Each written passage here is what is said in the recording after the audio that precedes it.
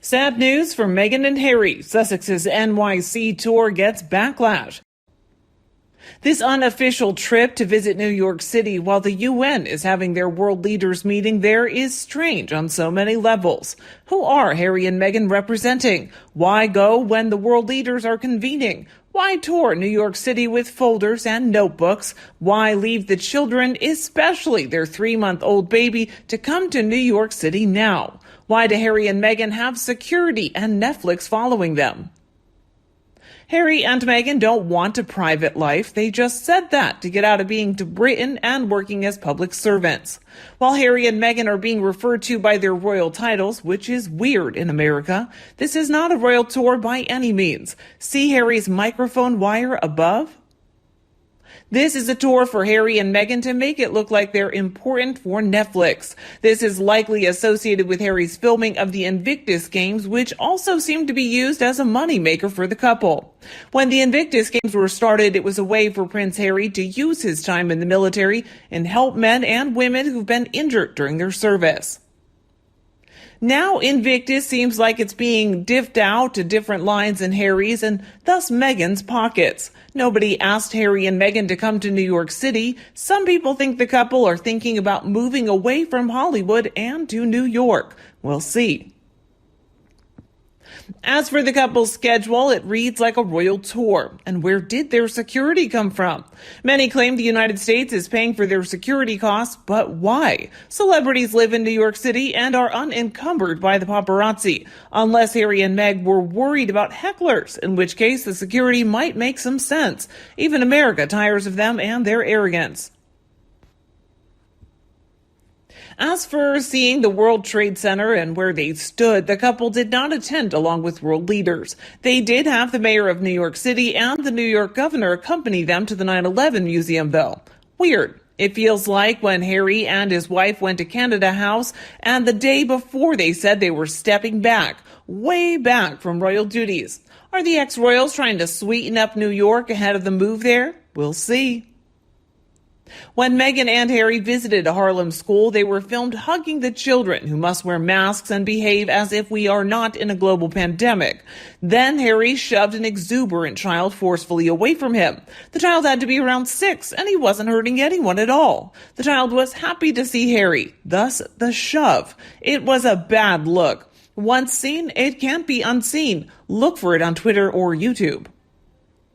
Then came a cringeworthy moment of Meghan reading to the young children from her own book, The Bench. Harry sat cross-legged with some school children and his underwear was showing. Why was he sitting like that in a shirt that was too small to cover him? I never expected the narcissistic Meghan to read any classic book to the young audience, but I hoped the prince would know how to dress. The couple dined at a soul food restaurant, Melba's, and pledged to donate $25,000 towards the restaurant's COVID fund. Many restaurants were and still are hit hard by the ongoing pandemic, so it'll be nice to see Harry and Meghan giving something back to this country. I'd say that was about the best moment of the trip. Yes, the couple had asked to be a part of the Global Citizen Live, where they would ask for vaccine equity, while many musicians lent their time and talent to the event held in several locations. That was the reason why Harry and Meghan were in New York City to begin with. They wanted to speak about vaccines and their view on having them and access to them. I'd almost forgotten the vaccine event amid all the posing and preening.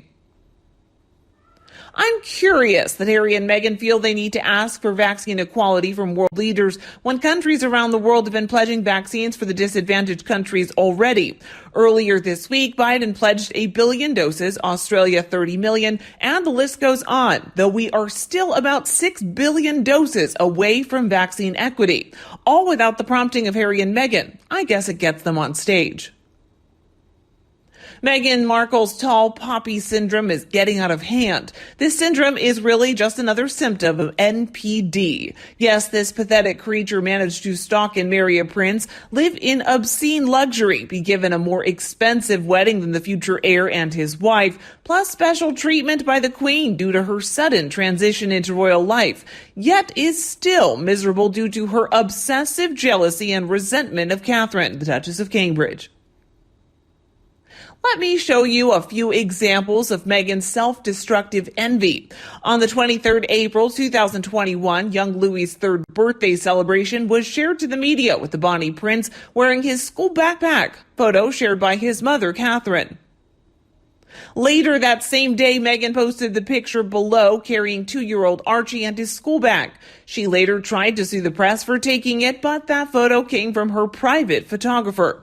The picture shows Catherine accompanied by Jill Biden visiting an early learning center in Cornwall during the G7 summit on June 11, 2021. Note, Catherine is wearing a red outfit. Another picture shows Harry and Meghan visiting an elementary school in Harlem during their New York visit in late September 2021, where Meghan is reading her junior children's book, The Bench, to a junior class. Note, Meghan is wearing a red outfit. I find Meghan Markle's public behavior consistent with someone suffering from some sort of serious mental health issue, unable to enjoy the luxurious life she was granted due to her need to be the tall poppy in the garden.